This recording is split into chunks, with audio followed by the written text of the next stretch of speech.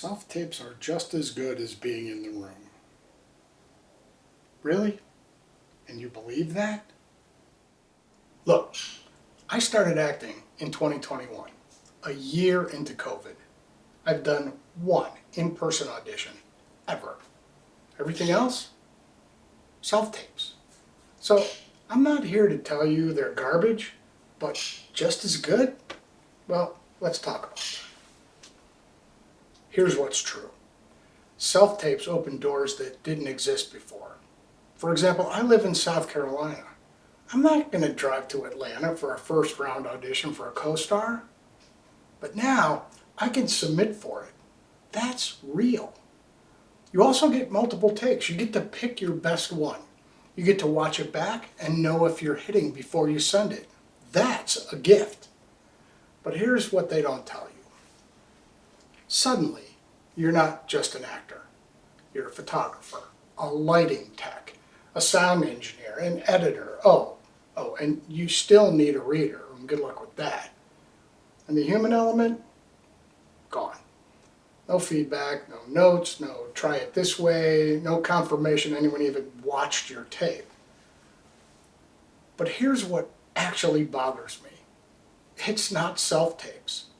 It's the bad advice about self-tapes. Hey, you need a $300 backdrop. You need $500 worth of lighting. You need a teleprompter. You need a professional reader service. Really? And you believe that? Look, I've booked jobs with 2 cheap softbox lights and my phone. That's it. Can you be seen clearly? Can you be heard clearly? Okay, well you're 90% there. The other 10%, that's your performance, not your gear. Oh, and that 4 seconds thing that went viral, that's one casting director talking about her process. I've talked to CDs across the Southeast. That is not the norm. Will they skip your second take if the first one's rough? Yeah, probably. And will they move on fast if you're clearly wrong for the role? Sure. But that's not 4 seconds and done. That's just casting. But here's what nobody wants to hear. Self-tapes are here to stay. Griping won't change that. So you can either resent the system or you can figure it out. Learn what makes a tape actually work, not what some guru told you to buy, and use this format to your advantage. Look, I did one in-person audition. I booked it. Everything else?